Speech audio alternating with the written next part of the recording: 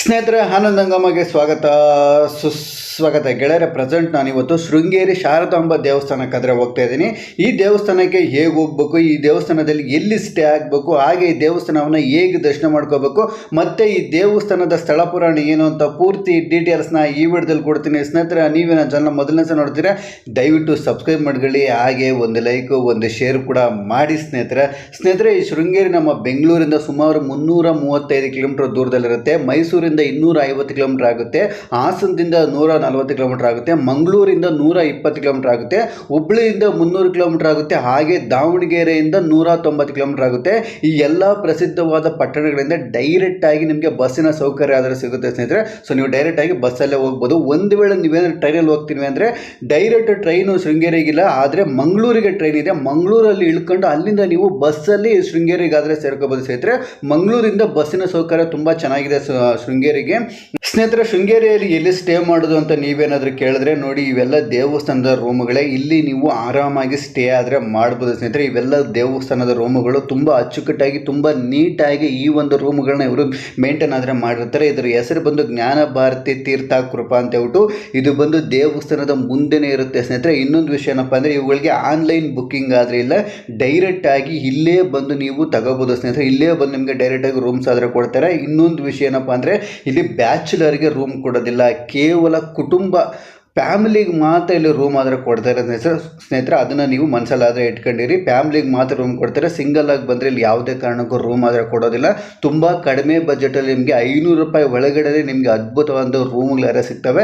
ಒಳಗಡೆ ಕೂಡ ತುಂಬ ನೀಟಾಗಿ ಆದರೆ ಮೇಂಟೈನ್ ಮಾಡಿರ್ತಾರೆ ಸ್ನೇಹಿತರೆ. ಡೈರೆಕ್ಟಾಗಿ ಇಲ್ಲೇ ಬಂದು ನೀವು ರೂಮ್ಗಳಾದ್ರೆ ತಗೋಬೋದು. ನಾವು ಇಲ್ಲಿ ಯಾತ್ರೆ ನಿವಾಸದಲ್ಲಿ ಸ್ಟೇ ಆಗಿದ್ವಿ. ಯಾತ್ರೆ ನಿವಾಸ ಕೂಡ ದೇವಸ್ಥಾನದ ಪಕ್ಕದಲ್ಲೇ ಇರುತ್ತೆ. ಇದು ಕೂಡ ನೋಡೋಕ್ಕೆ ತುಂಬ ಚೆನ್ನಾಗಿರುತ್ತೆ. ಒಳಗಡೆ ಕೂಡ ತುಂಬ ನೀಟಾಗಿ ಮೇಂಟೈನ್ ಮಾಡಿದ್ದಾರೆ ಸ್ನೇಹಿತರೆ. ಇದಕ್ಕೆ ಆನ್ಲೈನ್ ಬುಕ್ಕಿಂಗ್ ಇಲ್ಲ, ಡೈರೆಕ್ಟ್ ಆಗಿ ಇಲ್ಲೇ ಬಂದು ನೀವು ತಗೋಬೋದು. 500 ರೂಪಾಯಿ ಒಳಗಡೆ ನಿಮಗೆ ಅದ್ಭುತವಾದಂಥ ರೂಮ್ಗಳಾದರೆ ಸಿಗ್ತವೆ. ಸೊ ಸ್ಟೇ ಮಾಡೋದಕ್ಕೆ ಅದ್ಭುತವಾದಂಥ ಜಾಗ ಅಂತಲೇ ಹೇಳ್ಬೋದು. ಇನ್ನೊಂದು ವಿಷಯ ಏನಪ್ಪ ಅಂದರೆ, ಇದು ಕೂಡ ದೇವಸ್ಥಾನದ ಪಕ್ಕದಲ್ಲಿರೋ ಕಾರಣಕ್ಕೆ ನಿಮಗೆ ಹತ್ತಿರದಲ್ಲೇ ನಿಮಗೆ ರೂಮ್ಗಳಾದ್ರೆ ಸಿಗ್ತವೆ. ಇಲ್ಲಿ ಕೂಡ ನಿಮಗೆ ಸಿಂಗಲ್ ಆಗಿ ಬಂದರೆ ರೂಮ್ ಕೊಡೋದಿಲ್ಲ, ಕೇವಲ ಫ್ಯಾಮಿಲಿಗೆ ಮಾತ್ರ ರೂಮ್ ಕೊಡ್ತಾರೆ ಸ್ನೇಹಿತರೆ. ಸೊ ಅದನ್ನು ನೀವು ನೆನಪಲ್ಲಾದರೆ ಇಟ್ಕೊಂಡು ಇಲ್ಲಿಗಾದರೆ ಬನ್ನಿ. ಇನ್ನು ಹಾಗೆ ಒಂದು ಸ್ವಲ್ಪ ದೂರ ನಡ್ಕೊಂಡು ಹೋದರೆ ನಮಗೆ ಇಲ್ಲಿ ಅದ್ಭುತವಾದಂಥ ಪಾರ್ಕಿಂಗ್ ವ್ಯವಸ್ಥೆ ಕೂಡ ಇಲ್ಲಿ ತುಂಬ ಚೆನ್ನಾಗಿ ಮಾಡಿಕೊಟ್ಟಿದ್ದಾರೆ ಸ್ನೇಹಿತರೆ. ನೀವು ಎಷ್ಟೇ ದೊಡ್ಡ ಗಾಡಿಗಳಲ್ಲಿ ಬಂದರೂ ಕೂಡ ಇಲ್ಲಿ ಪಾರ್ಕಿಂಗ್ ವ್ಯವಸ್ಥೆ ತುಂಬ ಚೆನ್ನಾಗಿದೆ. ಸೊ ಸ್ವಲ್ಪ ದೂರ ಈ ರೂಮ್ಗಳಿಂದ ಸ್ವಲ್ಪ ದೂರ ನಡ್ಕೊಬೋದ್ರೆ ನಮಗೆ ಇಲ್ಲಿ ಪಾರ್ಕಿಂಗ್ನ ವ್ಯವಸ್ಥೆ ಆದರೆ ಕಾಣಿಸ್ತದೆ. ಇಲ್ಲಿ ನೋಡ್ತಿರ್ಬೋದು ನೀವು, ಅಚ್ಚುಕಟ್ಟಾದಂಥ ಪಾರ್ಕಿಂಗ್ನ ವ್ಯವಸ್ಥೆ ಆದರೆ ಇಲ್ಲಿ ಮಾಡಿಕೊಟ್ಟಿದ್ದಾರೆ. ಎಷ್ಟು ದೊಡ್ಡ ಗಾಡಿಗಳು ಬಂದರೆ ಕೂಡ, ಎಷ್ಟೇ ಗಾಡಿಗಳು ಬಂದರೆ ಕೂಡ ಇಲ್ಲಿ ಪಾರ್ಕಿಂಗ್ ಆದರೆ ಮಾಡ್ಕೋಬೋದು. ಆದ್ರೆ ಅವರು ಒಂದು ವೆಹಿಕಲ್ಗೆ ಇಷ್ಟು ಅಂತ 50ರಿಂದ 100 ರೂಪಾಯಿವರೆಗೂ ವಸೂಲಿ ಆದರೆ ಮಾಡ್ತಿದ್ದಾರೆ. ಅದಕ್ಕೆ ಒಂದು ಚಾರ್ಜ್ ಆದರೆ ಮಾಡ್ತಿದ್ದಾರೆ. ಸೊ ಆ ಅಮೌಂಟ್ ನಾವಿಲ್ಲಿ ಕೊಟ್ಟುಬಿಟ್ಟು ನಮ್ಮ ವೆಹಿಕಲ್ಗಳನ್ನ ಆರಾಮಾಗಿ ಸೇಫ್ ಆಗಿ ಇಲ್ಲಿ ಪಾರ್ಕಿಂಗ್ ಆದರೆ ಮಾಡ್ಬೋದು. ಇನ್ನು ಇದ್ರ ಪಕ್ಕದಲ್ಲೇ ನಮಗೆ ಒಂದು ಬ್ರಿಡ್ಜ್ ಆದರೆ ಕಾಣಿಸ್ತದೆ. ಸೊ ಬನ್ನಿ ಸ್ನೇಹಿತರೆ, ಈ ಬ್ರಿಡ್ಜ್ ಮೇಲೆ ಹೋಗೋಣ.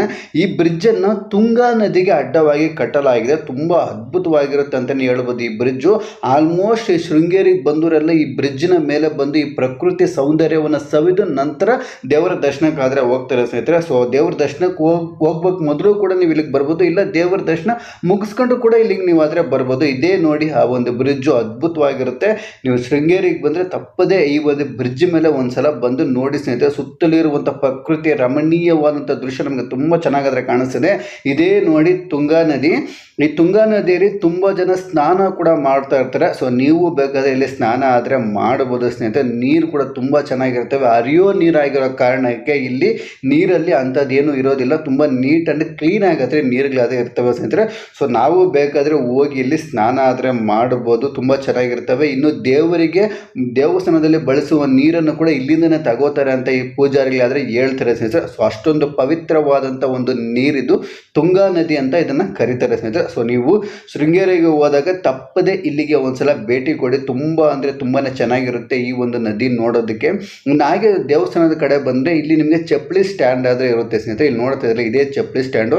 ಇಲ್ಲಿ ನಿಮ್ಮ ಚಪ್ಪಲಿನ ಇಲ್ಲಿ ಬಿಟ್ಟು ಇಲ್ಲಿಂದ ನೀವು ದೇವಸ್ಥಾನದ ಒಳಗಡೆ ಹೋಗಿ ದೇವರ ದರ್ಶನ ಆದರೆ ಮಾಡ್ಕೊ ಬರ್ಬೋದು ಸ್ನೇಹಿತರೆ. ಇಲ್ಲಿ ಒಂದು ಜೊತೆಗೆ ಇವರು 5 ರೂಪಾಯಿ ಆದರೆ ಚಾರ್ಜ್ ಮಾಡ್ತಾ ಇದ್ದಾರೆ. ಸೊ ನಿಮ್ಮ ಚಪ್ಪಲಿಯನ್ನು ಇಲ್ಲೇ ಬಿಟ್ಟು ಇಲ್ಲಿಂದ ನೀವು ಒಳಗಡೆ ಹೋಗ್ಬೋದು. ನಿಮ್ಮ ಲಗೇಜನ್ನು ಕೂಡ ಇಲ್ಲೇ ಇಟ್ಬಿಟ್ಟು ನೀವು ದೇವಸ್ಥಾನದ ಒಳಗಡೆ ಆದರೂ ಹೋಗ್ಬೋದು ಸ್ನೇಹಿತರೆ. ಶೃಂಗೇರಿ ಎಂಬ ಹೆಸರು ಈ ಕ್ಷೇತ್ರಕ್ಕೆ ಹೇಗೆ ಬಂತು ಅಂದರೆ, ವಿಪಂಡಕ ಮಹರ್ಷಿ ಕುಮಾರ ಆದ ಋಷಿಶೃಂಗ ಮಹರ್ಷಿಯ ಆಶ್ರಮ ಶೃಂಗ ಪರ್ವತಕ್ಕೆ ಸಮೀಪದಲ್ಲಿದೆ. ಅದಕ್ಕೆ ಈ ಕ್ಷೇತ್ರಕ್ಕೆ ಶೃಂಗೇರಿ ಎಂಬ ಹೆಸರು ಬಂದಿದೆ. ಈ ಋಷಿಶೃಂಗನು ರೋಮಪಾದ ಪಾಲನೆ ಮಾಡ್ತಾ ಇದ್ದ ಅಂಗರಾಜ್ಯಕ್ಕೆ ಬಂದು ಬರಪೀಡಿತವಾಗಿದ್ದ ಆ ರಾಜ್ಯವನ್ನು ಬರಪೀಡಿತದಿಂದ ವಿಮುಕ್ತಿಗೊಳಿಸಿ ಚೆನ್ನಾಗಿ ಮಳೆ ಬರುವ ಹಾಗೆ ಮಾಡಿ ಆ ರಾಜ್ಯವನ್ನು ಕಾಪಾಡ್ತಾನೆ. ಅದಕ್ಕೆ ಈ ಪ್ರದೇಶ ಸದಾಕಾಲ ಮಳೆಯಿಂದ ಸುರಕ್ಷಿತವಾಗಿರ್ತದೆ ಅಂತ ಹೇಳ್ತಾರೆ. ಈ ಪ್ರದೇಶದಲ್ಲಿ ಮೊಟ್ಟ ಮೊದಲನೇ ಶಾರದಾ ಪೀಠ ಯಾಕೆ ಸ್ಥಾಪನೆ ಆಯಿತು ಗೊತ್ತಾ? ಧರ್ಮ ಪ್ರಚಾರಕ್ಕೋಸ್ಕರ ಆದಿಶಂಕರಾಚಾರ್ಯರು ದೇಶ ಪರ್ಯಟನೆ ಮಾಡ್ತಾ ಇದ್ದ ಸಂದರ್ಭದಲ್ಲಿ ಒಂದು ಸಲ ಶಂಕರಾಚಾರ್ಯರು ಇಲ್ಲಿಗೆ ಬರ್ತಾರೆ. ಆ ಸಮಯದಲ್ಲಿ ಪ್ರಸವನೆ ಮಾಡ್ತಾ ಇದ್ದ ಒಂದು ಕಪ್ಪೆಗೆ ನಾಗರಾವು ತನ್ನ ಎಡೆಯಿಂದ ನೆರಳನ್ನು ನೀಡ್ತಾ ಇರುತ್ತೆ. ಪರಸ್ಪರ ಬದ್ಧ ಶತ್ರುಗಳಾಗಿದ್ದ ಕಪ್ಪೆ ಮತ್ತು ಹಾವು ನಡುವಿನ ಮೈತ್ರಿ ಭಾವನೆ ಮೂಡಿ ಬರುವುದಕ್ಕೆ ಈ ಸ್ಥಳನೇ ಕಾರಣ ಅಂತ ಶಂಕರಾಚಾರ್ಯರು ಅರ್ಥ ಮಾಡಿಕೊಳ್ತಾರೆ. ಇಷ್ಟೊಂದು ಮಹತ್ವವನ್ನು ಹೊಂದಿರುವ ಈ ಸ್ಥಳದಲ್ಲಿ ತಾನು ನಿರ್ಮಿಸಬೇಕಾದ 4 ಮಠಗಳಲ್ಲಿ ಮೊದಲನೇ ಮಠವನ್ನು ಇಲ್ಲೇ ನಿರ್ಮಿಸಬೇಕೆಂದು ಶಂಕರಾಚಾರ್ಯರು ನಿರ್ಧರಿಸ್ತಾರೆ. ಅದಕ್ಕೆ ಈ ಕ್ಷೇತ್ರವನ್ನು ದರ್ಶನ ಮಾಡಿಕೊಂಡರೆ ಬದ್ಧ ಶತ್ರುಗಳು ಕೂಡ ಸ್ನೇಹಿತರಾಗ್ತಾರೆ ಎಂಬುದು ಭಕ್ತರ ನಂಬಿಕೆಯಾಗಿದೆ. ಸ್ನೇಹಿತರೆ, ಇಲ್ಲಿ ಗೋಪುರ ನೋಡ್ತಾ ಇದ್ದೀರಾ? ಈ ಗೋಪುರಕ್ಕೆ ಆಪೋಸಿಟಲ್ಲಿರುವಂಥ ರೋಡ್ಗಳಿಗೆ ತುಂಬ ಪ್ರೈವೇಟ್ ಹೋಟೆಲ್ಗಾದರೆ ನಮಗೆ ಕಾಣಿಸ್ತವೆ. ಒಂದು ವೇಳೆ ಇಲ್ಲಿ ನಿಮಗೆ ದೇವಸ್ಥಾನದ ರೂಮ್ಗಳು ಸಿಗಲಿಲ್ಲ ಅಂದರೆ ನೀವು ಆ ಪ್ರೈವೇಟ್ ಹೋಟೆಲ್ಗಳಲ್ಲಿ ಸ್ಟೇ ಮಾಡ್ಬೋದು. ಆ ಪ್ರೈವೇಟ್ ಹೋಟೆಲ್ ಕೂಡ ತುಂಬ ಅಂದರೆ ತುಂಬಾ ಚೆನ್ನಾಗಿರುತ್ತೆ ಸ್ನೇಹಿತರೆ. ತುಂಬ ನೀಟಾಗಿ ಅವುಗಳನ್ನ ಮೇಂಟೈನ್ ಆದರೆ ಮಾಡಿದ್ದಾರೆ. ಒಂದು ವೇಳೆ ಇಲ್ಲಿಗೆ ಬಂದ ಮೇಲೆ ನಿಮಗೆ ದೇವಸ್ಥಾನದ ರೂಮ್ಗಳನ್ನ ಸಿಗಲಿಲ್ಲ ಅಂದರೆ ನೀವು ಆರಾಮಾಗಿ ಆ ಪ್ರೈವೇಟ್ ಹೋಟೆಲ್ಗಳಲ್ಲಿ ಸ್ಟೇ ಆದರೆ ಮಾಡ್ಬೋದು ಸ್ನೇಹಿತರೆ. ತುಂಬ ಚೆನ್ನಾಗಿರ್ತವೆ. ಶನಿವಾರ ಭಾನುವಾರ ಇಲ್ಲಿ ಸ್ವಲ್ಪ ರಶ್ ಇರುತ್ತೆ. ಆ ರಶನ್ನು ನೀವು ನೋಡಿಕೊಂಡಾದರೆ ಬನ್ನಿ ಸ್ನೇಹಿತರೆ. ತುಂಬ ಅಂದರೆ ತುಂಬಾ ಚೆನ್ನಾಗಿರುತ್ತೆ ಈ ಪ್ರದೇಶ ಪೂರ್ತಿ ನೋಡೋದಕ್ಕೆ. ಇದೇ ನೋಡಿ ಈ ದೇವಸ್ಥಾನದ ಗೋಪುರ. ಇದರ ಎತ್ತರ ಬಂದು 127 ಅಡಿ ಎತ್ತರವಾಗಿರುವಂಥ ದೇವಸ್ಥಾನದ ಗೋಪುರ ಇದು. ಇದರ ಮೇಲೆ ದ್ರಾವಿಡ ವಾಸ್ತುಶಿಲ್ಪದ ಶೈಲಿಯಲ್ಲಿ ಕೆತ್ತನೆಗಳಾದರೆ ನೋಡ್ಬೋದು. ಕೆತ್ತನೆಗಳಂತೂ ತುಂಬ ಅಂದರೆ ತುಂಬಾ ಚೆನ್ನಾಗಿರುತ್ತೆ ಸ್ನೇಹಿತರೆ. ಈ ಗೋಪುರವನ್ನು 2014ರಲ್ಲಿ ನಿರ್ಮಿಸಿದ್ದಾರೆ. ತುಂಬ ಅಂದರೆ ತುಂಬಾ ಚೆನ್ನಾಗಿರುತ್ತೆ ಈ ಗೋಪುರ. ನೀವು ಈ ದೇವಸ್ಥಾನಕ್ಕೆ ಹೋದಾಗ ತಪ್ಪದೆ ಈ ಗೋಪುರವನ್ನು ಒಂದ್ಸಲ ನೋಡಿ ಸ್ನೇಹಿತರೆ. ಈ ಗೋಪುರದ ಒಳಗಡೆ ನಾವು ದೇವಸ್ಥಾನದ ಒಳಗಡೆ ಆದರೆ ಹೋಗ್ಬೇಕಾಗುತ್ತೆ. ತುಂಬ ಅಂದರೆ ತುಂಬಾ ಚೆನ್ನಾಗಿರುತ್ತೆ ಈ ಒಂದು ಗೋಪುರ ಕೂಡ ಸ್ನೇಹಿತರೆ. ಸೊ ಈ ಗೋಪುರದ ಮುಂದೆ ನಮಗೆ ಎಲ್ಲ ವಿಧವಾದಂಥ ಒಂದು ಪೂಜೆ ಸಾಮಾನು ಕೂಡ ಇಲ್ಲಿ ಸಿಗುತ್ತೆ. ಒಂದು ವೇಳೆ ಒಳಗಡೆ ನೀವು ದೇವರಿಗೆ ಏನಾದರೂ ಪೂಜೆಯನ್ನು ಮಾಡಿಸ್ಬೇಕಂದ್ಕೊಂಡ್ರೆ ನಿಮಗೆ ಇಲ್ಲೇ ಪೂಜೆ ಸಾಮಾನು ಸಿಗುತ್ತೆ ಸ್ನೇಹಿತರೆ. ಆ ಪೂಜೆ ಸಾಮಾನು ತಗೊಂಡು ನೀವು ದೇವಸ್ಥಾನದ ಒಳಗಡೆ ಹೋಗಿ ತಾಯಿಗೆ ನೀವು ಪೂಜೆ ಆದರೆ ಮಾಡಿಸ್ಬೋದು. ಸೊ ಈಗ ನಾನು ಗೋಪುರದಿಂದ ಒಳಗಡೆ ಬಂದೆ. ಒಳಗಡೆ ಬಂದಿದ್ದ ತಕ್ಷಣ ನಮಗೆ ಈ ಥರವಾದಂಥ ಒಂದು ಪ್ರಕೃತಿಯ ರಮಣೀಯವಾದ ದೃಶ್ಯ ಆದರೆ ಕಾಣಿಸ್ತಾ ಇದೆ. ತುಂಬ ದೊಡ್ಡವಾಗಿರುವಂಥ ಒಂದು ದೇವಸ್ಥಾನ ಇದು. ಸುತ್ತಿ ನೋಡೋದಕ್ಕೆ 1 ಅವರ್ ಆದರೆ ಟೈಮ್ ಆದರೆ ಹಿಡಿತದೆ ಸ್ನೇಹಿತರೆ. ಅಷ್ಟು ದೊಡ್ಡದಾಗಿದೆ ಈ ಒಂದು ದೇವಸ್ಥಾನ. ತುಂಬ ಚೆನ್ನಾಗಿರುತ್ತೆ. ನೀವು ತುಂಬ ನೀಟಾಗಿ ಆರಾಮಾಗಿ ದೇವಸ್ಥಾನವನ್ನು ನೋಡ್ಬೋದು. ಇನ್ನು ದೇವಸ್ಥಾನದ ಒಳಗಡೆ ಬಂದ ಮೇಲೆ ಕೂಡ ನಮಗೆ ಗೋಪುರ ಈ ಥರ ಕಾಣಿಸ್ತದೆ. ಈ ಗೋಪುರದ ಮೇಲೆ ದ್ರಾವಿಡ ವಾಸ್ತುಶಿಲ್ಪದ ಶೈಲಿಯಲ್ಲಿ ಕೆತ್ತನೆಗಳಾದೇ ಇರ್ತವೆ. ನೋಡೋದಕ್ಕೆ ತುಂಬ ಅಂದರೆ ತುಂಬಾ ಚೆನ್ನಾಗಿರುತ್ತೆ ಸ್ನೇಹಿತರೆ. ಕಲರ್ ಪೇಂಟಿಂಗ್ ಕೂಡ ಈ ನಡುವೆ ಇದನ್ನು ಮಾಡಿದ್ದಾರೆ. ಸೊ 2014ರಲ್ಲಿ ಕಟ್ಟಿರೋ ಕಾರಣಕ್ಕೆ ಇದು ತುಂಬ ಚೆನ್ನಾಗಿ ಹೊಸದಾಗಿ ಆದರೆ ನಮಗೆ ಕಾಣಿಸ್ತದೆ. ಇನ್ನು ದೇವಸ್ಥಾನದ ಒಳಗಡೆ ಬಂದರೆ ನಮಗೆ ಈ ಥರ ಆದರೆ ಕಾಣಿಸ್ತದೆ ಸ್ನೇಹಿತರೆ. ಇನ್ನು ಒಳಗಡೆ ಬಂದಿದ ತಕ್ಷಣ ಫಸ್ಟ್ ನಮಗೆ ಇಲ್ಲಿ ಸೇವಾ ಕೌಂಟರ್ ಅಂತ ಇರುತ್ತೆ ಸ್ನೇಹಿತರೆ. ನೀವು ಒಳಗಡೆ ದೇವರಿಗೆ ಅರ್ಚನೆ ಮಾಡಿಸ್ಬೇಕಂದ್ರೆ ಇಲ್ಲ ದೇವರಿಗೆ ಏನಾದ್ರು ಪೂಜೆ ಮಾಡಿಸ್ಬೇಕಂದ್ರೆ ಆ ಸೇವಾ ಕೌಂಟರ್ನಲ್ಲಿ ನೀವು ಟಿಕೆಟ್ ಅನ್ನು ತಗೋಬೇಕು. ಇನ್ನೊಂದು ವಿಷಯ, ಮಕ್ಕಳಿಗೆ ವಿದ್ಯಾಭ್ಯಾಸ ಮಾಡಿಸ್ಬೇಕಂದ್ರೆ ಕೂಡ ನೀವು ಇಲ್ಲೇ ಬಂದು ಟಿಕೆಟ್ನಾರ ತಗೋಬೋದು ಸ್ನೇಹಿತರೆ. ಆನ್ಲೈನಲ್ಲಿ ಕೂಡ ಬುಕ್ ಮಾಡ್ಕೋಬೋದು. ಒಂದು ವೇಳೆ ನಿಮಗೆ ಆನ್ಲೈನಲ್ಲಿ ಟಿಕೆಟ್ ಸಿಗಲಿಲ್ಲ ಅಂದರೆ ಮಕ್ಕಳ ವಿದ್ಯಾಭ್ಯಾಸ ಮಾಡಿಸೋದಕ್ಕೆ ನೋಡಿ ಇಲ್ಲೇ ಟಿಕೆಟ್ ಆದರೆ ಸಿಗುತ್ತೆ. ಇದು ನೋಡಿ ಇದೇ ದೇವಸ್ಥಾನ ಸ್ನೇಹಿತರೆ. ಇದಂತೂ ನೋಡೋಕ್ಕೆ ತುಂಬ ಅಂದರೆ ತುಂಬಾ ಚೆನ್ನಾಗಿರುತ್ತೆ. ಇದೇ ಶಾರದಾ ದೇವಿಯ ಒಂದು ದೇವಸ್ಥಾನ. ಸೊ ಬನ್ನಿ ನಾವು ಇವಾಗ ಈ ಶಾರದಾ ದೇವಿಯ ದೇವಸ್ಥಾನವನ್ನು ದರ್ಶನ ಮಾಡಿಕೊಂಡು ಈ ದೇವಸ್ಥಾನದ ಬಗ್ಗೆ ಪೂರ್ತಿ ಡೀಟೇಲ್ಸ್ನ ತಿಳ್ಕೊಳ್ಳೋಣ. ಶಾರದಾ ದೇವಿ ಜ್ಞಾನಕ್ಕೆ ಮತ್ತು ವಿಜ್ಞಾನಕ್ಕೆ ತಾಯಿ. ಈ ದೇವಸ್ಥಾನದಲ್ಲಿರುವ ಶಾರದಾ ದೇವಿಯ ವಿಗ್ರಹವನ್ನು ಶಂಕರಾಚಾರ್ಯರು ಸ್ಥಾಪನೆ ಮಾಡಿದ್ದಾರಂತೆ. ಮೊದಲು ಇಲ್ಲಿ ಗಂಧದ ಮರದಿಂದ ಮಾಡಿದ ತಾಯಿಯ ವಿಗ್ರಹ ಇರೋದು. 14ನೇ ಶತಮಾನದಲ್ಲಿ ವಿದ್ಯಾರಣ್ಯ ಸ್ವಾಮೀಜಿಗಳು ಪೀಠಾಧಿಪತಿಗಳಾಗಿದ್ದ ಸಮಯದಲ್ಲಿ ತಾಯಿಯನ್ನು ಬಂಗಾರದ ವಿಗ್ರಹವಾಗಿ ಮರುಸ್ಥಾಪನೆ ಮಾಡಿದ್ದಾರಂತೆ. ಸೊ ಒಳಗಡೆ ಹೋಗಿ ನಾವು ನೋಡಿದ್ರೆ ನಮಗೆ ಬಂಗಾರದ ವಿಗ್ರಹದಲ್ಲಿ ತಾಯಿ ಶಾರದಾ ದೇವಿ ನಮಗೆ ದರ್ಶನ ಆದರೆ ಕೊಡ್ತಾಳೆ. ಇನ್ನು ಈ ದೇವಸ್ಥಾನದ ಟೈಮಿಂಗ್ ಬಂದು ಬೆಳಿಗ್ಗೆ 6 ಗಂಟೆಯಿಂದ ಮಧ್ಯಾಹ್ನ 2 ಗಂಟೆ ಗಂಟೆ ಓಪನ್ ಇರುತ್ತೆ. ಮತ್ತು ಸಂಜೆ 4 ಗಂಟೆಯಿಂದ ರಾತ್ರಿ 9 ಗಂಟೆ ಗಂಟೆ ಈ ಒಂದು ದೇವಸ್ಥಾನ ಓಪನ್ ಇರುತ್ತೆ. ಆ ಟೈಮಲ್ಲಿ ನೀವು ಯಾವಾಗಾದರೂ ಬಂದು ಈ ಒಂದು ತಾಯಿಯನ್ನು ದರ್ಶನ ಆದರೆ ಮಾಡ್ಕೋಬೋದು ಸ್ನೇಹಿತರೆ. ನೋಡೋದಕ್ಕಂತೂ ತುಂಬ ಅಂದರೆ ತುಂಬಾ ಚೆನ್ನಾಗಿರ್ತಾಳೆ. ಈ ತಾಯಿಯನ್ನು ನೋಡೋದೇ ಒಂಥರ ಖುಷಿ ಅಂತಲೇ ಹೇಳ್ಬೋದು. ಒಳಗಡೆ ಕ್ಯಾಮರಾ ಅಲೋವಿಲ್ಲ ಸ್ನೇಹಿತರೆ, ಅದಕ್ಕೆ ನಾನು ಒಳಗಡೆ ಜೂಮ್ ಮಾಡಿ ತೋರಿಸೋ ಪ್ರಯತ್ನ ಆದರೆ ನಿಮಗೆ ಮಾಡ್ತಾ ಇದ್ದೀನಿ. ಅಲ್ಲಿ ನೋಡ್ತಾ ಇದ್ರಲ್ಲ ಅದೇ ತಾಯಿಯ ಒಂದು ವಿಗ್ರಹ ಸ್ನೇಹಿತರೆ.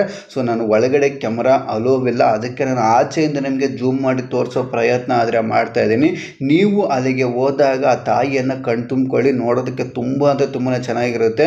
ಶುಕ್ರವಾರದ ಸಮಯದಲ್ಲಿ ಒಳ್ಳೆಯ ಅಲಂಕಾರ ಕೂಡ ಮಾಡಿರ್ತಾರೆ ಈ ಒಂದು ತಾಯಿಗೆ. ಶನಿವಾರ ಭಾನುವಾರ ಹೋದರೆ ಸ್ವಲ್ಪ ರಶ್ ಇರುತ್ತೆ, ಆ ರಶನ್ನು ಕೂಡ ನೀವು ನೋಡ್ಕೊಂಡಾದರೆ ಹೋಗಿ. ಇನ್ನು ಎಕ್ಸಾಕ್ಟು ಈ ದೇವಸ್ಥಾನಕ್ಕೆ ಆಪೋಸಿಟಲ್ಲಿ ನಮಗೆ ಅಕ್ಷರಾಭ್ಯಾಸ ಮಾಡುವ ಮಂಟಪ ಕೂಡ ಇರುತ್ತೆ. ಇಲ್ಲಿ ನೋಡ್ತಿರ್ಬೋದು ಶ್ರೀ ವಾಗ್ದೇವಿ ಅಕ್ಷರಾಭ್ಯಾಸ ಮಂಟಪ ಅಂತ. ಸೊ ಇಲ್ಲಿ ನಿಮ್ಮ ಮಕ್ಕಳಿಗೆ ನೀವು ಅಕ್ಷರಾಭ್ಯಾಸನಾದರೆ ಮಾಡಿಸ್ಬೋದು ಸ್ನೇಹಿತರೆ. 5 ವರ್ಷದ ಒಳಗಿನ ಮಕ್ಕಳಿಗೆ ಇಲ್ಲಿ ಅಕ್ಷರಾಭ್ಯಾಸವನ್ನಾದರೆ ಮಾಡಿಸ್ತಾರೆ. ಸೊ ಇದೇ ಜಾಗದಲ್ಲಿ ನಿಮ್ಮ ಮಕ್ಕಳಿಗೆ ಅಕ್ಷರಾಭ್ಯಾಸವನ್ನಾದರೆ ಮಾಡಿಸ್ತಾರೆ ಸ್ನೇಹಿತರೆ. ಸೊ ನೀವು ಬಂದು ನಿಮ್ಮ ಮಕ್ಕಳನ್ನ ಇಲ್ಲಿ ಕರ್ಕೊಬಂದು ಅಕ್ಷರಾಭ್ಯಾಸ ಮಾಡಿಸಿದ್ರೆ ನಿಮ್ಮ ಮಕ್ಕಳಿಗೆ ಶಾರದಾ ದೇವಿ ಒಲಿತಾಳೆ, ನಿಮ್ಮ ಮಕ್ಕಳು ಚೆನ್ನಾಗಿ ಓದ್ತಾರೆ ಅಂತ ಭಕ್ತರು ಇಲ್ಲಿ ಇಂದಿಗೂ ಸಹ ನಂಬ್ತಾರೆ. ಅದಕ್ಕೋಸ್ಕರ ತುಂಬ ಜನ ಬಂದು ಇಲ್ಲಿ ತಮ್ಮ ಮಕ್ಕಳಿಗೆ ಅಕ್ಷರಾಭ್ಯಾಸವನ್ನಾದರೆ ಮಾಡಿಸ್ತಾ ಇರ್ತಾರೆ. ಇನ್ನು ಈ ದೇವಸ್ಥಾನದ ಪಕ್ಕದಲ್ಲಿ ನಮಗೆ ಸಣ್ಣ ಸಣ್ಣ ದೇವಸ್ಥಾನಗಳು ಕೂಡ ಕಾಣಿಸ್ತವೆ ಸ್ನೇಹಿತರೆ. ಇವೆಲ್ಲ ಪೀಠಾಧಿಪತಿಗಳ ಒಂದು ವಿಗ್ರಹಗಳು ಒಳಗಡೆ ಇರ್ತವೆ. ಸೊ ನಿಮಗೆ ಬೇಕು ಅಂದ್ಕೊಂಡ್ರೆ ಒಳಗಡೆ ಹೋಗಿ ನೀವು ದರ್ಶನ ಆದರೆ ಮಾಡ್ಕೋಬೋದು. ಇಲ್ಲಿ ಉಂಡಿ ಕೂಡ ಇರುತ್ತೆ. ನೀವು ಇನ್ನು ದೇವರಿಗೆ ಏನಾದರೂ ಹಾಕ್ಬೇಕಂತ ಕೂಡ ಆ ಉಂಡಿಯಲ್ಲಿ ನೀವು ಅಮೌಂಟನ್ನಾದರೆ ಹಾಕ್ಬೋದು ಸ್ನೇಹಿತರೆ, ಅರಕೆಯನ್ನಾದರೆ ಇಲ್ಲಿ ಹಾಕ್ಬೋದು. ಇದೇ ನೋಡಿ ವಿದ್ಯಾಶಂಕರರ ದೇವಸ್ಥಾನ. ಶೃಂಗೇರಿ ಶಾರದಾ ಪೀಠಕ್ಕೆ 10ನೇ ಪೀಠಾಧಿಪತಿಯಾದ ವಿದ್ಯಾಶಂಕರ ತೀರ್ಥರ ಸ್ಮಾರಕವಾಗಿ ಈ ದೇವಸ್ಥಾನವನ್ನು ನಿರ್ಮಿಸಿದ್ದಾರೆ. ವಿದ್ಯಾರಣ್ಯ ಸ್ವಾಮಿಗಳು ವಿಜಯನಗರ ಸಾಮ್ರಾಜ್ಯ ಸ್ಥಾಪನೆ ಮಾಡಿದ ಹರಿಹರರಾಯ ಬುಕ್ಕರಾಯರ ಗುರುಗಳು. ಈ ದೇವಸ್ಥಾನದ ವಾಸ್ತುಶಿಲ್ಪ ಶೈಲಿ ಹೊಯ್ಸಳರ ವಾಸ್ತುಶಿಲ್ಪದ ಕಲೆಯಾಗಿದೆ. ಈ ದೇವಸ್ಥಾನದಲ್ಲಿ ವಿದ್ಯಾಶಂಕರರು ನಮಗೆ ಲಿಂಗದ ರೂಪದಲ್ಲಿ ದರ್ಶನ ಆದರೆ ಕೊಡ್ತಾರೆ. ಇನ್ನು ಈ ದೇವಸ್ಥಾನದ ಒಳಗಡೆ ನೋಡೋದಕ್ಕೆ ತುಂಬ ಅಂದರೆ ತುಂಬಾ ಚೆನ್ನಾಗಿರುತ್ತೆ ಸ್ನೇಹಿತರೆ. ಹಾಗೆ ಈ ದೇವಸ್ಥಾನದ ಹೊರಗಡೆ ಕೂಡ ತುಂಬ ಅದ್ಭುತವಾದಂಥ ವಾಸ್ತುಶಿಲ್ಪದ ಕಲೆಗಳು ನಮಗೆ ಕಾಣಿಸ್ತವೆ. ವಿಜಯನಗರ ಸಾಮ್ರಾಜ್ಯದ ಕಾಲದಲ್ಲಿ ಹರಿಹರರಾಯ ಬುಕ್ಕರಾಯರ ಗುರುಗಳಾದ ವಿದ್ಯಾರಣ್ಯ ಸ್ವಾಮೀಜಿಗಳು ಇಲ್ಲಿ ಒಳಗಡೆ ಆದೇ ಇರ್ತಾರೆ ಸ್ನೇಹಿತರೆ. ನಂತರ ಇದನ್ನು ಶ್ರೀಕೃಷ್ಣ ದೇವರಾಯ ತುಂಬ ಚೆನ್ನಾಗಿ ಅಭಿವೃದ್ಧಿ ಆದರೆ ಮಾಡಿದ್ದಾನೆ. ಅದಕ್ಕೆ ಈ ದೇವಸ್ಥಾನದ ಮೇಲೆ ಇರುವಂಥ ವಾಸ್ತುಶಿಲ್ಪದ ಕೆತ್ತಗಳು ನಮಗೆ ವಿಜಯನಗರ ಸಾಮ್ರಾಜ್ಯವನ್ನು ನೆನಪು ಮಾಡ್ತವೆ. ಅಷ್ಟು ಅದ್ಭುತವಾಗಿ ಇಲ್ಲಿ ವಾಸ್ತುಶಿಲ್ಪದ ಕೆತ್ತನೆಗಳು ಅದೇ ಇದ್ದಾವೆ ಸ್ನೇಹಿತರೆ. ನೀವು ಶೃಂಗೇರಿ ಶಾರದಾ ದೇವಸ್ಥಾನಕ್ಕೆ ಹೋದಾಗ ತಪ್ಪದೇ ಈ ಒಂದು ದೇವಸ್ಥಾನವನ್ನು ತುಂಬ ಸೂಕ್ಷ್ಮವಾಗಿ ಗಮನಿಸಿ ನೋಡಿ. ಅದ್ಭುತವಾದಂಥ ವಾಸ್ತುಶಿಲ್ಪದ ಕೆತ್ತನೆಗಳು ನಮ್ಮ ಕಣ್ಣಿಗೆ ಕಾಣಿಸ್ತವೆ. ಇನ್ನು ಈ ದೇವಸ್ಥಾನದ ಪಕ್ಕದಲ್ಲೇ ನಮಗೆ ತುಂಗಾ ನದಿಗೆ ಹೋಗುವಂಥ ಜಾಗ ಕೂಡ ಇರುತ್ತೆ ಸ್ನೇಹಿತರೆ. ಇಲ್ಲಿ ನೋಡ್ತಾ ಇದ್ರಲ್ಲ, ಈ ದೇವಸ್ಥಾನದ ಹಿಂದುಗಡೆ ನಮಗೆ ಸ್ವಲ್ಪ ಮೆಟ್ಲುಗಳಿರ್ತವೆ. ಆ ಮೆಟ್ಲುಗಳನ್ನು ಇಳ್ಕೊಂಡು ಹೋದರೆ ನಮಗೆ ತುಂಗಾ ನದಿ ಆದರೆ ಕಾಣಿಸ್ತದೆ ಸ್ನೇಹಿತರೆ. ಸೊ ಬನ್ನಿ ನಾವು ಈಗ ತುಂಗಾ ನದಿ ಹತ್ರ ಹೋಗೋಣ. ತುಂಬ ಜನ ಭಕ್ತರು ಬಂದು ಇಲ್ಲಿ ತುಂಗಾ ನದಿಯಲ್ಲಿ ನೀರನ್ನು ಕಾಲ ಮೇಲೆ ಮತ್ತು ತಲೆ ಮೇಲೆ ಹಾಕ್ಕೊಂಡು ಹೋಗ್ತಾರೆ ಸ್ನೇಹಿತರೆ. ತುಂಬ ಪುಣ್ಯವಾಗಿ ಭಾವಿಸ್ತಾರೆ ಈ ಒಂದು ನದಿಯನ್ನು ಭಕ್ತರು. ನೋಡೋದಕ್ಕೆ ಕೂಡ ಈ ಒಂದು ಜಾಗ ತುಂಬ ಅಂದರೆ ತುಂಬಾ ಚೆನ್ನಾಗಿರುತ್ತೆ ಸ್ನೇಹಿತರೆ. ಇನ್ನು ನೀವು ಹೊರಗಡೆಯಿಂದ ತಂದ ಕಾಯಿಯನ್ನು, ತೆಂಗಿನಕಾಯಿಯನ್ನು ಬೇಕಾದರೂ ಕೂಡ ಇಲ್ಲಿ ಒಡಿಬೋದು ಸ್ನೇಹಿತರೆ. ಇಲ್ಲಿ ಒಡೆದು ಆ ತುಂಗಾ ನದಿಯ ದಡೆಯಲ್ಲಿ ನಾವು ಪೂಜೆ ಕೂಡ ಮಾಡ್ಬೋದು. ತುಂಬ ಜನ ಭಕ್ತರು ಇಲ್ಲಿ ಪೂಜೆಯನ್ನಾದರೆ ಮಾಡ್ತಾ ಇರ್ತಾರೆ. ಸೊ ನೀವು ಬೇಕು ಅಂದ್ಕೊಂಡ್ರೆ ಇಲ್ಲಿ ಬಂದು ಪೂಜೆಯನ್ನಾದರೆ ಮಾಡ್ಬೋದು ಸ್ನೇಹಿತರೆ. ಇದೇ ನೋಡಿ ತುಂಗಾ ನದಿ ಮೈ ತುಂಬಿ ಹರಿತಾ ಇರ್ತಾಳೆ ಈ ತುಂಗಾ ನದಿ ಮಳೆಗಾಲದಲ್ಲಿ. ಇನ್ನು ಈ ತುಂಗಾ ನದಿಯಲ್ಲಿ ನಮಗೆ ದೊಡ್ಡ ದೊಡ್ಡ ಮೀನುಗಳಾದರೆ ಕಾಣಿಸ್ತವೆ. ಈ ಮೀನುಗಳನ್ನು ನೋಡಿದ್ರೆ ಅದೃಷ್ಟ ಅಂತ ಕೂಡ ತುಂಬ ಜನ ಭಾವಿಸ್ತಾರೆ ಸ್ನೇಹಿತರೆ. ಇನ್ನು ಈ ಮೀನುಗಳಿಗೆ ಮಂಡಕ್ಕಿಯನ್ನು ಸಹ ಇಲ್ಲಿ ಹಾಕ್ಬೋದು. ತುಂಬ ಜನ ಭಕ್ತರು ಇಲ್ಲಿ ಬಂದು ಆ ಮೀನುಗಳಿಗೆ ಮಂಡಕ್ಕಿಯನ್ನು ಹಾಕ್ತಾ ಇರ್ತಾರೆ. ತುಂಬ ದೊಡ್ಡವಾಗಿರ್ತವೆ ಆ ಒಂದು ಮೀನುಗಳು. ಆ ಮೀನುಗಳನ್ನು ನೋಡಿದ್ರೆ ಇಲ್ಲಿ ಅದೃಷ್ಟ ಕುಲಾಯಿಸಬಹುದಂತೂ ಕೂಡ ತುಂಬ ಜನ ಭಕ್ತರು ಇಂದಿಗೂ ಸಹ ನಂಬಿದ್ದಾರೆ ಸ್ನೇಹಿತರೆ. ಇಲ್ಲಿ ಒಂದು ಬ್ರಿಡ್ಜ್ ನೋಡ್ತಾ ಇದ್ರಲ್ಲ, ಈ ಬ್ರಿಡ್ಜ್ ಏನಕ್ಕೆ ಕಟ್ಟಿದ್ದಾರೆ ಅಂದರೆ ಈ ಒಂದು ದೇವಸ್ಥಾನಕ್ಕೆ ಪೀಠಾಧಿಪತಿಗಳು ಆ ಕಡೆ ಇರ್ತಾರೆ ಸ್ನೇಹಿತರೆ. ಅದನ್ನು ನರಸಿಂಹವನ ಅಂತ ಕರೀತಾರೆ. ಆ ನರಸಿಂಹವನಕ್ಕೆ ಹೋಗ್ಬೇಕಂದ್ರೆ ಈ ಒಂದು ಬ್ರಿಡ್ಜ್ ಮೇಲೆ ನಾವು ಹೋಗ್ಬೋದು. ಸೊ ನಾವು ಕೂಡ ಹೋಗಿ ಆ ಒಂದು ನರಸಿಂಹವನವನ್ನಾದರೆ ದರ್ಶನ ಆದರೆ ಮಾಡ್ಕೋಬೋದು ಸ್ನೇಹಿತರೆ. ಈ ದೇವಸ್ಥಾನಕ್ಕೆ ಸಂಬಂಧಪಟ್ಟ ಪೀಠಾಧಿಪತಿಗಳು, ಗುರುಗಳು ಎಲ್ಲರೂ ಆ ನರಸಿಂಹವನದಲ್ಲೇ ಇರ್ತಾರೆ. ಆ ನರಸಿಂಹವನ ಕೂಡ ನೋಡೋದಕ್ಕೆ ತುಂಬ ಅಂದರೆ ತುಂಬಾ ಚೆನ್ನಾಗಿರುತ್ತೆ ಸ್ನೇಹಿತರೆ. ನಿಮಗೆ ಟೈಮ್ ಸಿಕ್ಕಿದಾಗ ನೀವು ಆ ನರಸಿಂಹವನಕ್ಕೆ ಹೋಗಿ ದರ್ಶನ ಆದರೆ ಮಾಡ್ಕೊಬನ್ನಿ ಸ್ನೇಹಿತರೆ. ತುಂಬ ಅಂದರೆ ತುಂಬಾ ಚೆನ್ನಾಗಿರುತ್ತೆ ಆ ಒಂದು ಪ್ರದೇಶ ನೋಡೋದಕ್ಕೆ ಕೂಡ. ಈ ದೇವಸ್ಥಾನವನ್ನು 20ನೇ ಶತಮಾನದವರೆಗೂ ಮರದ ಕಟ್ಟಿಗೆಯಲ್ಲಿ ನಿರ್ಮಿಸಿದ್ದರಂತೆ. ಆಕಸ್ಮಿಕವಾಗಿ ಅಗ್ನಿ ಪ್ರಮಾದವಾದ ನಂತರ ಈ ದೇವಸ್ಥಾನವನ್ನು ಮತ್ತೆ ಕಲ್ಲಿನಲ್ಲಿ ನಿರ್ಮಿಸಿದ್ದಾರೆ. ಜೀರ್ಣೋದ್ಧಾರ ಮಾಡುವಾಗ ಈ ದೇವಸ್ಥಾನವನ್ನು ದ್ರಾವಿಡ ವಾಸ್ತುಶಿಲ್ಪದ ಶೈಲಿಯಲ್ಲಿ ನಿರ್ಮಿಸಿದ್ದಾರೆ. ಆದಿಶಂಕರಾಚಾರ್ಯರು ಈ ಒಂದು ಪ್ರದೇಶದಲ್ಲಿ ಸುಮಾರು 12 ವರ್ಷಗಳ ಕಾಲ ಇದ್ದರಂತೆ. ಅದಕ್ಕೆ ಭಕ್ತರು ಈ ಒಂದು ಶಾರದಾ ಪೀಠವನ್ನು ತುಂಬ ಪವಿತ್ರವಾಗಿ ಭಾವಿಸ್ತಾರೆ. ಸ್ನೇಹಿತರೆ, ಈ ದೇವಸ್ಥಾನದ ಟೈಮಿಂಗ್ ಮತ್ತೆ ಒಂದ್ಸಲ ಹೇಳ್ಬಿಡ್ತೀನಿ ನೋಡಿ. ಬೆಳಿಗ್ಗೆ 6 ಗಂಟೆಯಿಂದ ಮಧ್ಯಾಹ್ನ 12 ಗಂಟೆ ಗಂಟೆ ಓಪನ್ ಇರುತ್ತೆ. ಮತ್ತೆ ಸಂಜೆ 4 ಗಂಟೆಯಿಂದ ರಾತ್ರಿ 9 ಗಂಟೆ ಗಂಟೆ ಓಪನ್ ಇರುತ್ತೆ. ಆ ಟೈಮಲ್ಲಿ ನೀವು ಯಾವಾಗಾದರೂ ಬಂದು ಈ ಒಂದು ತಾಯಿಯನ್ನು ದರ್ಶನ ಆದರೆ ಮಾಡ್ಕೋಬೋದು. ಸ್ನೇಹಿತರೆ, ಇನ್ನೊಂದು ವಿಚಾರ, ಇಲ್ಲಿ ಶನಿವಾರ ಭಾನುವಾರ ಬಂದರೆ ಸ್ವಲ್ಪ ರಶ್ ಕೂಡ ಇರುತ್ತೆ ಸ್ನೇಹಿತರೆ. ಅದನ್ನು ನೀವು ಗಮನದಲ್ಲಿ ಇಟ್ಕೊಂಡಾದರೆ ಬನ್ನಿ. ವೀಕೆಂಡಲ್ಲಿ ಸ್ವಲ್ಪ ರಶ್ ಅದು ಇಲ್ಲಿ ಮಾಮೂಲಿ ಆಗಿರ್ತದೆ. ಇಲ್ಲಿ ನೋಡ್ತಾ ಇರಲ್ಲ, ಇದೇ ತಾಯಿಯ ಒಂದು ಸನ್ನಿಧಿ. ಈ ತಾಯಿಯ ದೇವರ ದರ್ಶನವನ್ನು ಮುಗಿಸಿಕೊಂಡು ಆಚೆ ಬಂದರೆ ನಮಗೆ ಇಲ್ಲಿ ಆದಿಶಂಕರಾಚಾರ್ಯರ ದೇವಸ್ಥಾನ ಕೂಡ ಕಾಣಿಸ್ತದೆ ಸ್ನೇಹಿತರೆ. ಇಲ್ಲಿ ನೋಡ್ತಾ ಇದ್ರಲ್ಲ, ಇದೇ ಆದಿಶಂಕರಾಚಾರ್ಯರ ದೇವಸ್ಥಾನ. ಸೊ ಒಳಗಡೆ ಹೋಗಿ ನಾವು ಆದಿಶಂಕರಾಚಾರ್ಯರನ್ನು ಕೂಡ ದರ್ಶನ ಆದರೆ ಮಾಡ್ಕೋಬೋದು ಸ್ನೇಹಿತರೆ. ಆಗಲೇ ನಾನು ಹೇಳ್ದಂಗೆ ಆದಿಶಂಕರಾಚಾರ್ಯರು ಈ ಸ್ಥಳದಲ್ಲಿ ಸುಮಾರು 12 ವರ್ಷಗಳ ಕಾಲ ವಾಸವಿದ್ರಂತೆ. ಅದಕ್ಕೆ ಭಕ್ತರು ಈ ಒಂದು ಕ್ಷೇತ್ರವನ್ನು ತುಂಬ ಪವಿತ್ರವಾಗಿ ಭಾವಿಸ್ತಾರೆ. ಸೊ ಒಳಗಡೆ ಹೋಗಿ ನೀವು ಕೂಡ ಆದಿಶಂಕರಾಚಾರ್ಯರನ್ನ ದರ್ಶನ ಆದರೆ ಮಾಡ್ಕೋಬೋದು ಸ್ನೇಹಿತರೆ. ಅದರಿಂದ ನಿಮಗೆ ತುಂಬ ಪುಣ್ಯ ಕೂಡ ಸಿಗುತ್ತೆ ಅಂತ ಭಕ್ತರು ಇಂದಿಗೂ ಸಹ ಇಲ್ಲಿ ಆದರೆ ನಂಬ್ತಾರೆ. ಇನ್ನು ಆದಿಶಂಕರಾಚಾರ್ಯರ ದೇವಸ್ಥಾನ ಪಕ್ಕದಲ್ಲಿ ನಮಗೆ ಶಿವನ ವಿಗ್ರಹ ಕೂಡ ಕಾಣಿಸ್ತದೆ. ಇಲ್ಲಿ ನೋಡ್ತಿರ್ಬೋದು, ಇದೇ ನೋಡಿ ಆ ಶಿವನ ವಿಗ್ರಹ. ಈ ಶಿವನ ವಿಗ್ರಹ ಪಕ್ಕದಲ್ಲಿ ನಮಗೆ ತೋರಣ ಗಣಪತಿ ದೇವಸ್ಥಾನ ಕೂಡ ಇರುತ್ತೆ ಸ್ನೇಹಿತರೆ. ಇಲ್ಲಿ ಮುಂದ್ಗಡೆ ನೀವೇನು ನೋಡ್ತಾ ಇದ್ರೆ ಇದೇ ತೋರಣ ಗಣಪತಿ ದೇವಸ್ಥಾನ. ಇಲ್ಲಿ ಭಕ್ತರು ಬಂದು ತುಂಬ ಜನ ಈ ತೋರಣ ಗಣಪತಿಯನ್ನು ದರ್ಶನ ಆದರೆ ಮಾಡ್ಕೋತಾ ಇರ್ತಾರೆ ಸ್ನೇಹಿತರೆ.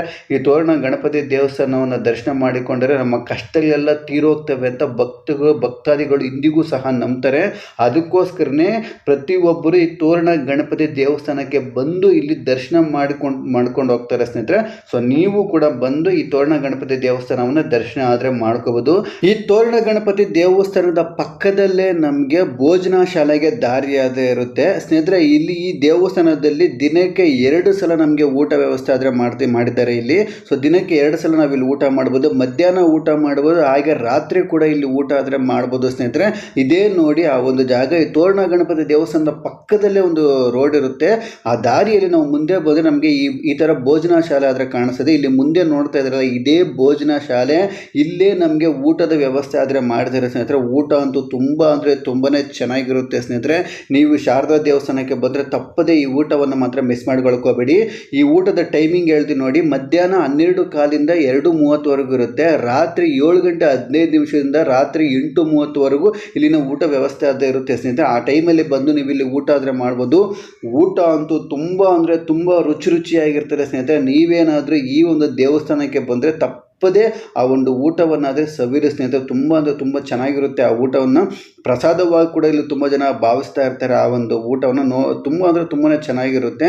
ಇನ್ನು ಈ ದೇವಸ್ಥಾನ ನೋಡೋಕ್ಕಂತೂ ತುಂಬ ಅಂದರೆ ತುಂಬಾ ಚೆನ್ನಾಗಿರುತ್ತೆ ಸ್ನೇಹಿತರೆ. ಪ್ರಕೃತಿಯ ಮಧ್ಯೆಯಲ್ಲಿರುವಂಥ ಒಂದು ದೇವಸ್ಥಾನ. ಪ್ರಕೃತಿ ರಮಣೀಯವಾದ ದೃಶ್ಯಗಳನ್ನು ನಾವು ಈ ದೇವಸ್ಥಾನದ ಒಳಗಡೆ ಕೂಡ ನೋಡ್ಬೋದು. ತುಂಗಾ ನದಿಯ ದಡದಲ್ಲಿರುವಂಥ ಇವು ದೇವಸ್ಥಾನ ನೋಡುಗರ ಮನಸೆಳಿತದೆ ಅಂತಲೇ ಹೇಳ್ಬೋದು. ಈ ದೇವಸ್ಥಾನದ ಇನ್ನೊಂದು ಪ್ರಮುಖ ಆಕರ್ಷಣೆ ಏನಪ್ಪ ಅಂದರೆ ಅಕ್ಷರಾಭ್ಯಾಸ. 5 ವರ್ಷದ ಮಕ್ಕಳನ್ನು 5 ವರ್ಷದ ಒಳಗಿನ ಮಕ್ಕಳಿಗೆ ಇಲ್ಲಿ ಅಕ್ಷರಾಭ್ಯಾಸ ಮಾಡಿಸ್ತಾರೆ.